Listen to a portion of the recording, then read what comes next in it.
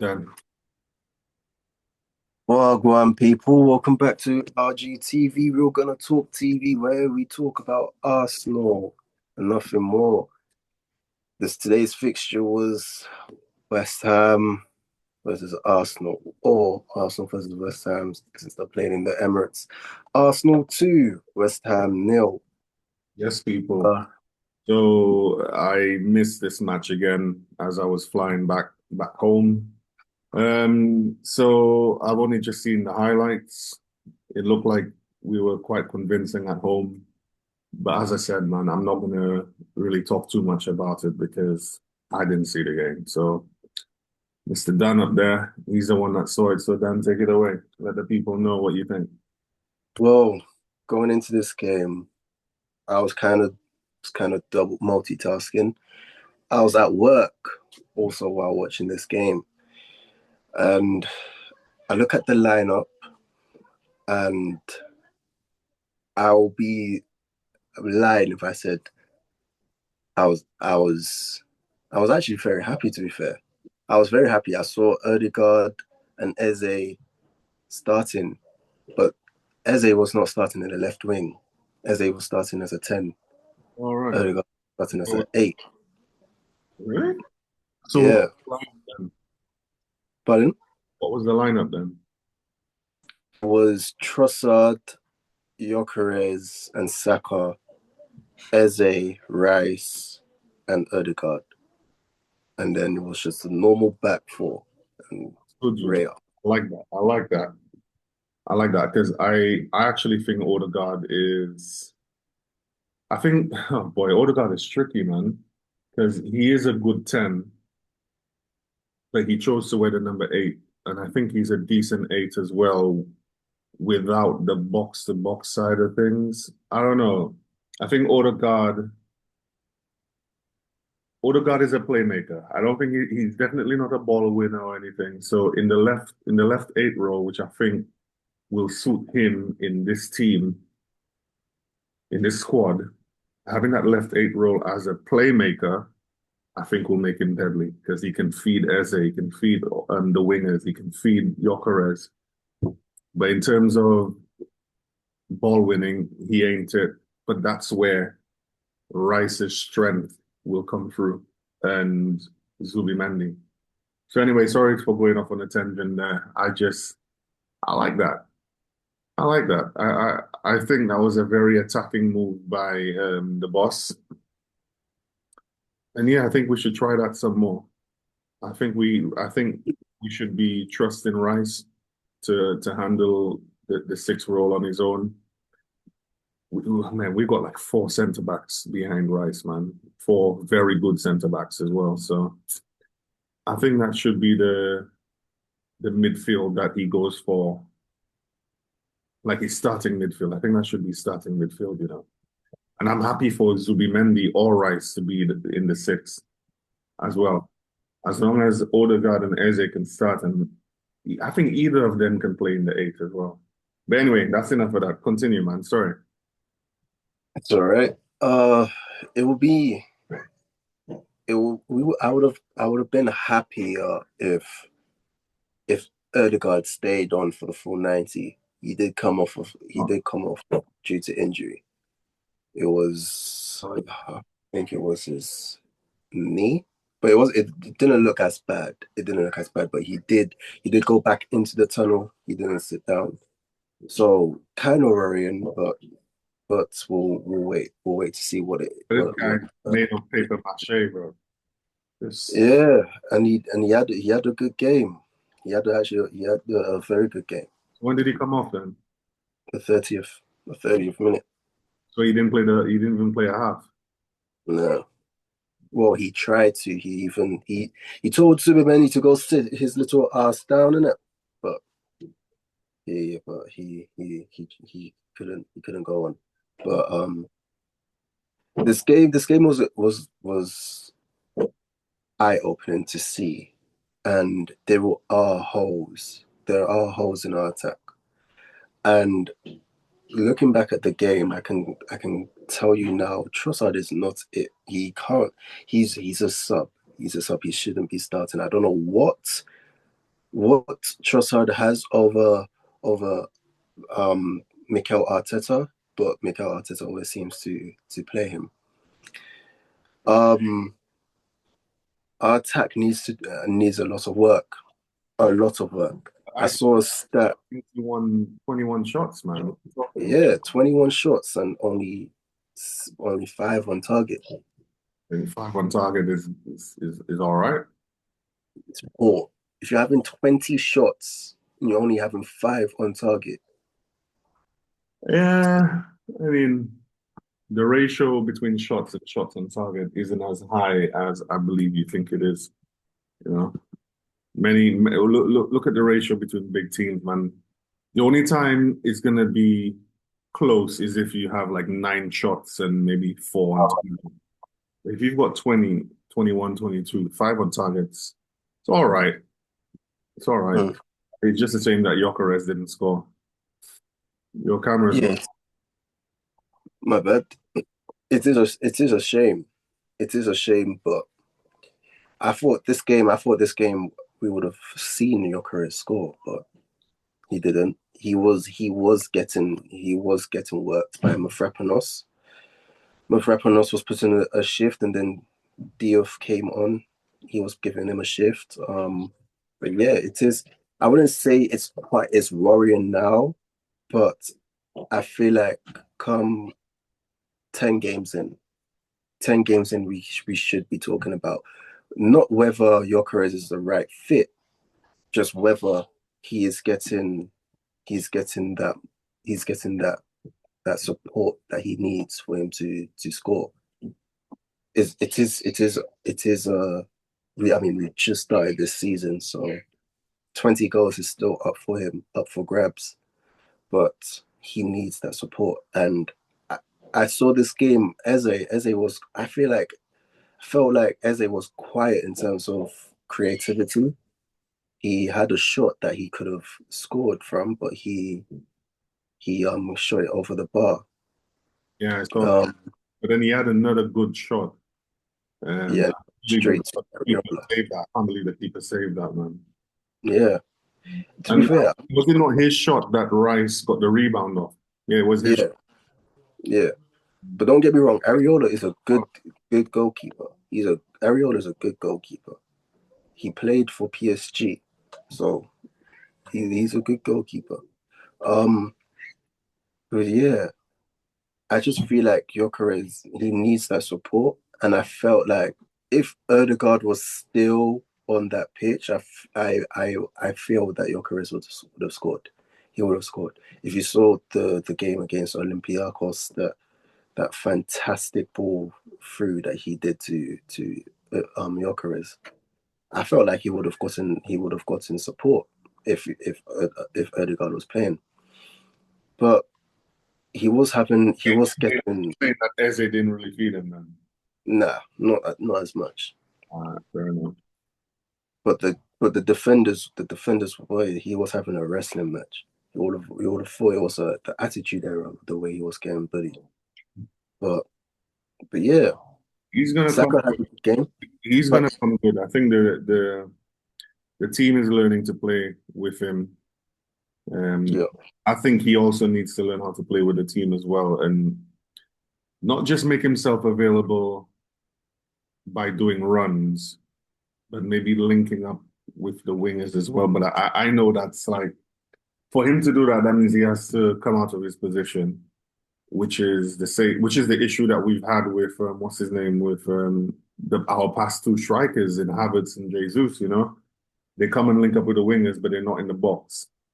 But I think he needs to add maybe just a little bit of that to his game and get back in the box. And the wingers need to know how to feed him.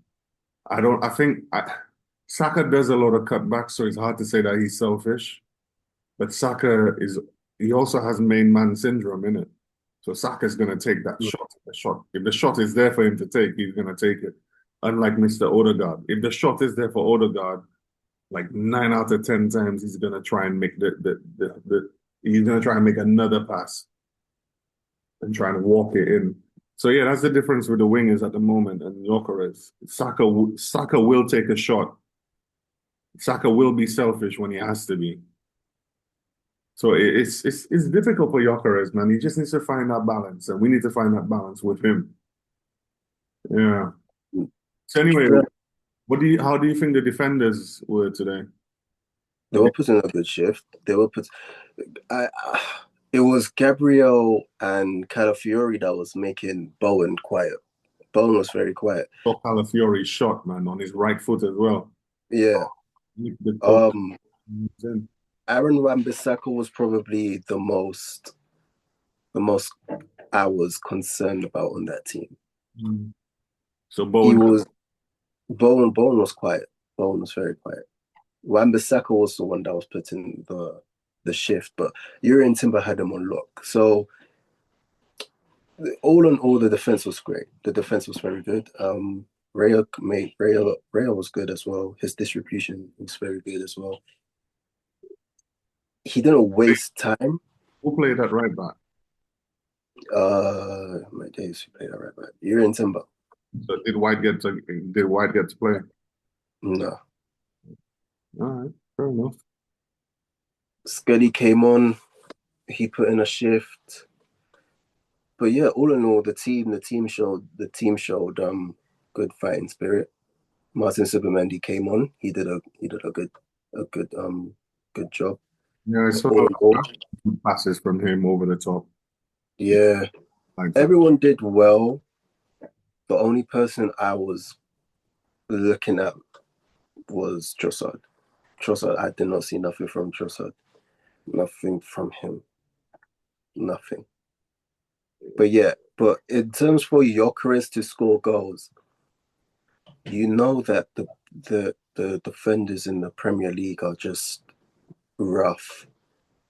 The way you can separate Gyökeres from Mbappe, a Lewandowski, a Harry Kane, is they avoid the defenders.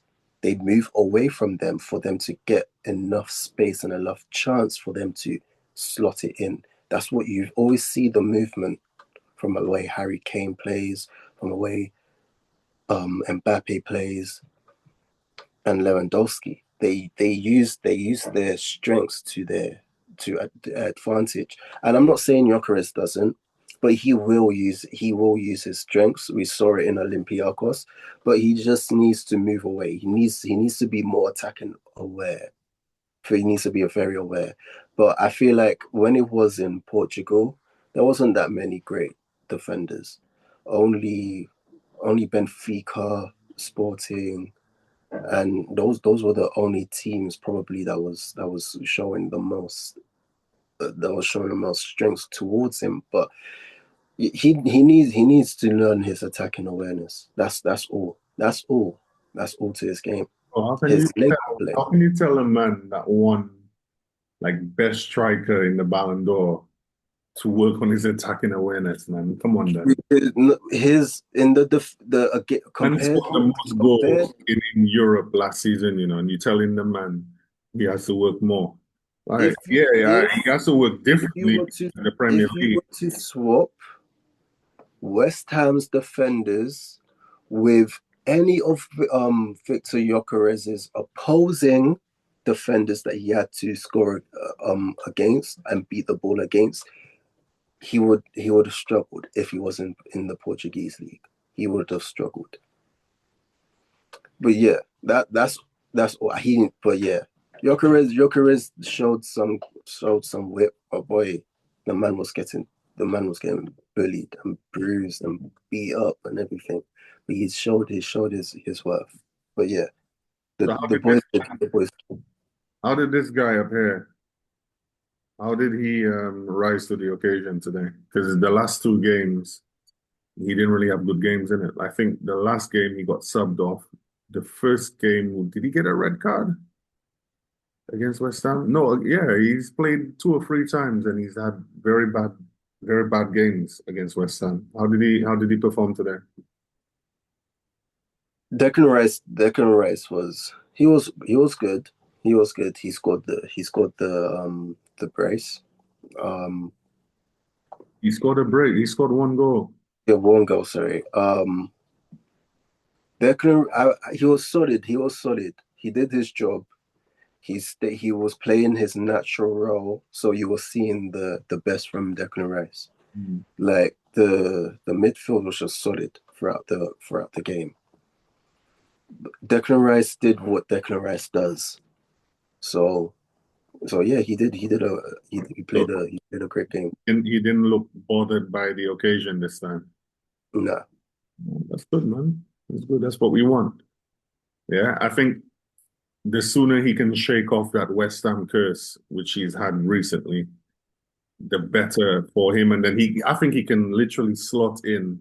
If this is the turning point for him in terms of West Ham, if he can, yeah, if that's the turning point, then man, just give the man the armband right now, because I think that was the only thing for me that was stopping him was his confidence against West Ham.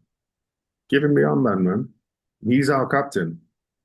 He is. He's been playing out of position, but he's the captain. All right, cool, cool, cool. So you mentioned West Ham. I think they only had like 4 shots in the game, and I saw the percentage was like 63% to us to like 30 something. Is it 37? Yeah, yeah. They didn't really have the ball. As I said, I didn't see the game, so I'm not going to comment too much about like like if we were supposed to have scored more than 2 goals. I'm not. I'm just happy that it's another win. I'm also Hmm. happy that Liverpool lost as well. So I caught the end of the Liverpool game, but I missed this. I missed the winner because I had just gone out the room and I came in and I was like, shit, they lost. Hmm. Chelsea beat these man. So we're top of the league by 1 point, I think. But Yeah. our goal difference is what I'm very impressed with right now. I'm very happy if our 11. plus. We have 11 and they have 5. You know? Yeah, so that's good, man. Like if we can work on that and just keep that gap going, I think Liverpool are going to drop more points. I actually think, and this is not my Arsenal bias coming in here, yeah, because I hate Arsenal at the best of times. Hmm.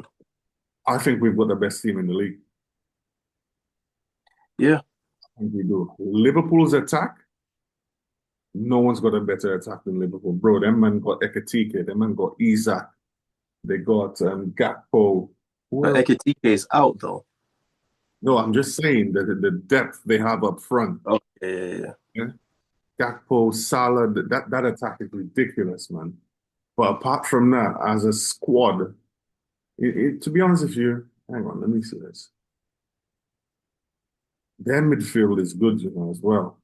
I think their midfield is just missing a powerhouse like a Rice. If they Hmm. had like a Rice, like a Fernandinho back in the day, then yeah, I would say Liverpool are better than us. But right now, everybody fit. We have a better squad. I think just better than Liverpool. And I genuinely think, and yeah, look, okay, Mikel Arteta usually sets up to not lose. And if he can continue like that and win games, listen to me right now, we win in the league. We are. We are. Because I've seen us go toe to toe with Liverpool, City, Man United, all the big teams in the last couple of years. And we don't look worried. They don't, the modern Arsenal team doesn't bother me anymore like they used to against these big clubs. I think our big issue is Arteta probably being a little bit too pragmatic in some of these big games, which cost us by the loss to Liverpool, the draw to City. Yeah. But if he was a little bit more optimistic and attack minded, we win them games. We do. We're better than City. I think we're better than Liverpool. Liverpool have more firepower, and I think that's just where that's their strength. Their strength is their firepower because their midfielders can back goals. Their attackers back goals, and they've got a decent defense. We've got a great defense. We've got a decent midfield, and we've got a decent attack. Yes, our left side is a bit shaky, but It is what it is. I hope that made a bit of sense. That's just my opinion. I think we're going into the international break now, right? Yeah, Yeah. I say, 'cause it's quite late over here, man. We're gonna have to do the player ratings tomorrow. yeah. So I'll link up with you tomorrow. We'll do that tomorrow. Yeah, we'll try and get a West Ham fan on, yeah. So he can pitch in as well and let us know. You see what I did with the picture? See them bubbles, yeah? That's for him. Anyway, Dan, thanks for that again, man. No, You guys in the comments, let us know. Let us know what we can work on. If there's anything you think we can work on, let us know in the comments. If you like it, like it. If you don't like it anyway, and share. Peace.